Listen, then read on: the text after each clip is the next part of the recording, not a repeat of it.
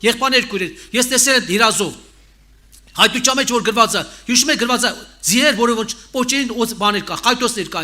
խայտոսներ կային ձիերին ման։ Այդպես է ասում Հովհաննեսը։ Եվ հետարքիր աշխարհը խառնված էր, փախնում էին մարդիկ, բայց չեն կարող պրծնել, դրանք խայտում էին, բայց ես համարձակ քայլում եմ, ինչ չեն կարող մոտենալ, որտեղ իշխանություն չունեն։ Եղբայրներ քույրեր, Տերը դրա համար ցույց տվեց, որպեսզի այսօր ինձ հասկացնի, ձեզ հասկացնի, եթե դուք մաքուր կյանք եք ապրում, Տիրոջ հետ մտերիմ մուճուն ունեք, աղոթքի կյանք եք ապրում, նա իշխանություն չունի, Սուրբ Օգին պետք է գործի։ Պետք է գործի նշաններով, հրաշքներով զորությամբ։ Այսօր ժամանակն է։ Եղբայրն ասեց, ես վերջերս տեսիք եղե։